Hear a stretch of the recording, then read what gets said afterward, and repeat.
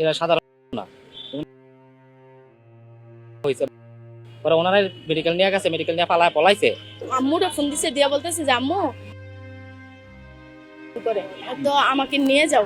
আমি নিউজ করছি যে তুমি এক মাসটা জন অর্ধেক হয়ে গেছে গা, যে মাধ্যমে জানছি আর এই মাসটা গেলে আমি আইসা নিয়ে যাবো, মেয়েটা নিয়ে আমি চাকরি দিয়ে দেবো। মেয়েটা আমার লাখার দরকার নাই।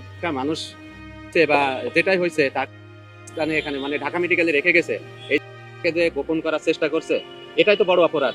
আর তারপরে আমরা প্রাপ্তি সাপেক্ষে পরবর্তীতে আরো বিস্তারিত বলতে পারবো। এই মাসের সবসময় 10 তারিখে বেতন দিত আর কি, এখন ওখানে 4 তারিখে বেতন দিয়ে দিছে। মোট 1 বছর 1 মাস কাজ করছে। আমার বোন 12 তারিখে, আমাদেরকে 13 তারিখে বলা হয়েছে। আমার বোনের নামে অভিযোগ দেওয়া হয়েছে যে আমার বোন 25,000 টাকা নিয়ে এক ছেলের সাথে পালিয়ে গেছে। পুলিশ আঙ্কেল কোথায় থেকে নাম্বার পেয়েছে জানি না। এই পুলিশ আঙ্কেলে ফোন দিয়া তারপরে বলছে আমাদের একটা কাকা আছে আর কি, মেম্বার কাকা, তো কাকা বলতেছে তোমার মেয়েকে তো আমরা পাইছি, তো তোমার মেয়ে এমন এমন জায়গায় আছে অবস্থায়, যে আসামি ধরছে জেলের ভিতরে আসামি আছে, অতক্ষণ মামলা লেখা নেই, এখন মামলা লেখা শুরু করছে। এরকম অফার একজন ডাক্তার করছিল, ডাক্তারটা এখানে অলরেডি 3-4 বার আসা যাওয়া করে, বলে যে টাকা দিয়ে ধামা চাপা করে দিতে। এরা সাধারণ।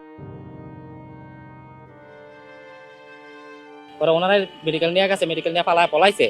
পলায় এসে নিজেরাই জিটি করছে, 3টা দিকটা জিটি করছে, সকাল পালায় 3টা দিকটা জিটি করছে। জানি না, অথচ নিজের মনের থেকে বলতে পারি দাগা ছিল না মুখে না, ওই সময় তো আমরা দেখি নাই।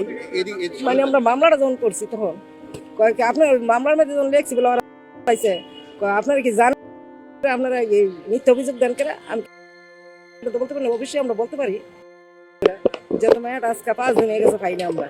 যে আইনা দিছে তার বিরুদ্ধে করবো। আর এই মালিক যেই বাসা ছিল, এই বাসার 6 জনের নামে ডাক্তার ম্যানেজ তো চেষ্টা করছে, টাকা দিয়ে ম্যানেজ করে না, কিন্তু ডাক্তার তো আমরা চিনি না, নামও জানি না। কত টাকা সাত যায় এটা বলছে না, কইছে কিছু টাকা দিয়ে আপনারা এটা মীমাংসা করালাম, এই কথা বলছে। মানে কত টাকা দিব না দিবে এটা বলছে না। গত 12 তারিখে ঢাকা মেডিকেলে একটা পাই আমরা, 15 বছর এরকম আনুমানিক হবে। তারপর আমরা সুরতাল প্রস্তুত করি, পোস্টমর্টম করি, ডিএনএ প্রিজার্ভ করি, সিআইডি নিয়ে এসে ফিঙ্গারপ্রিন্ট নিয়ে তার ঠিকানা উদ্ঘাটনের চেষ্টা করি।